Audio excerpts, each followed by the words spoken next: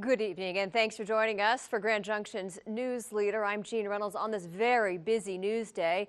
11 News anchor Glenn Mills joining us live in the field near the scene of a natural gas explosion that has riveted Grand Junction today. He joins us from 7th and Walnut. Glenn. Jean, people who live here tell me the only distraction on a typical day would be the traffic here on 7th Street. But today, no typical day, as this neighborhood is rocked by a very violent explosion. One of the neighbors here describing it to me as though she felt the neighborhood was under attack. Now here's what's going on at the scene as we speak. Grand Junction police and fire crews are joined by Xcel Energy crews. You can see several of them still working on 7th and Orchard. I'm standing probably a little more than a block away from where the explosion took place.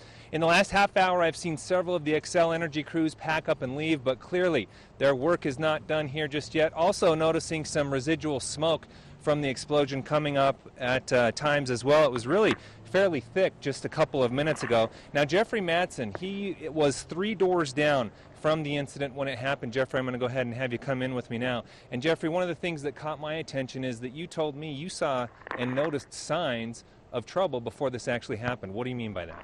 Definitely. So about 20 minutes before the initial explosion, I was just hanging out in my house in between classes and smelled a very strong odor of natural gas. So went out in front of my house and just check out what was going on. Saw some crews out there. Manhole covers were off, and so the crews were here because they clearly knew something was wrong, and at that time they had already taken the manhole covers off before the explosion. Yeah, clearly vent. Okay, so then the explosion. Tell me what happened. So I was inside my house and felt the walls shake, heard the windows rattle, and ran outside in front of my house and didn't really know what was going on. What did you see as you walked out of the house and looked down at the scene?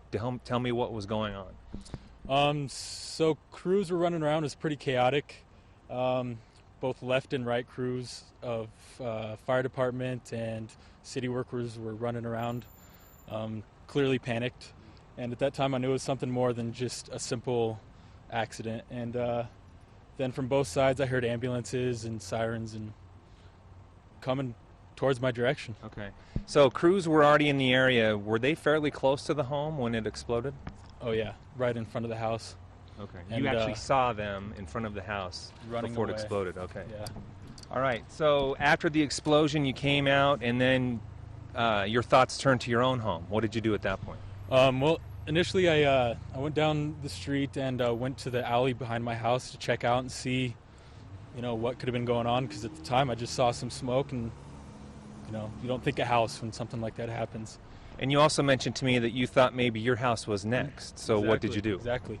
So I ran towards my house, grabbed my belongings that I needed for class, and grabbed my dog. Mm-hmm. So just kind of went into survival mode, I guess. Okay. And then after that point, what happened? The police came through and told you to leave the area? What happened then? Yeah, and when I was collecting all my belongings and my dog and whatnot, police knocked on my door and told me that he was under evacuation within 2 blocks, mandatory evacuation, so just packed up and left. Okay. It was time to leave. All right, and obviously that evacuation to this point has been lifted because here we stand about a block away from the scene.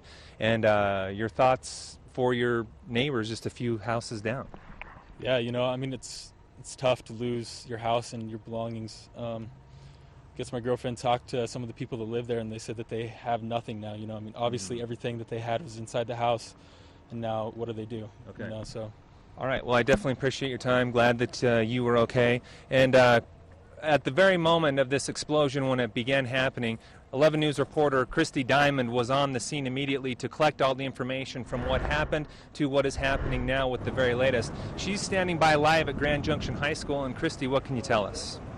At the scene, Xcel Energy, Grand Junction Police, and Grand Junction Fire crews continue to work to remedy the situation.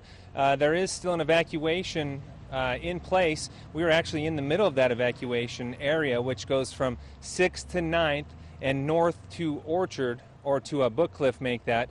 And some area residents that live here are just choosing to wait it out. And one of those, we are standing in his front yard right now, just about a block away from the scene. His name is Don Weisgerber, and he's going to join me now. We're going to talk a little bit to Don. Don, this is one of the areas that is within the evacuation, so why are you choosing to stay here near your home at this time? We're choosing to stay here because of our animals and our home. We want to make sure that everything's safe. And at this point, do you feel safe? Yes, we Why? do. And why is that? There's no immediate danger that we know about at this point. We don't smell the gas. Apparently that's all been taken care of. And the smoke is pretty well dissipated now. So we're just basically waiting for the all clear and power to come back on. Okay, let's talk a little bit about that. What situation are you in as you wait this out? You mentioned power back on, but talk to me about what type of services you were without at this point. Oh, well, right now everything, gas, power. The only thing that's working obviously is the plumbing, the water, and sewer. Of course, we have no internet, which is a killer. Yeah, nowadays we're so used to it, we don't know what to do without it, right? Right. Talk to me a little bit, any estimates? Have you been contacted by the company as far as when those things may be restored? No, actually, we've had no contact whatsoever with any of the officials, either police or fire department or Xcel Energy. So we've gotten no information as far as time or even, when they're going to tell us where we're supposed to be or if we're supposed to leave. Everything's come secondhand so far. Okay.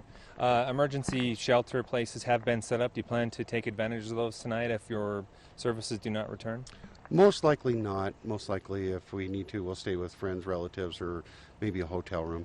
Okay. All right. Well, we appreciate your time, and we appreciate you letting us be here on your property. We are expecting a press conference a little bit later. Of course, as soon as we do get to that, we will bring you the information. For now, though, we're going to send it to the break, and we'll be back with more 11 News right after that. Stay with us.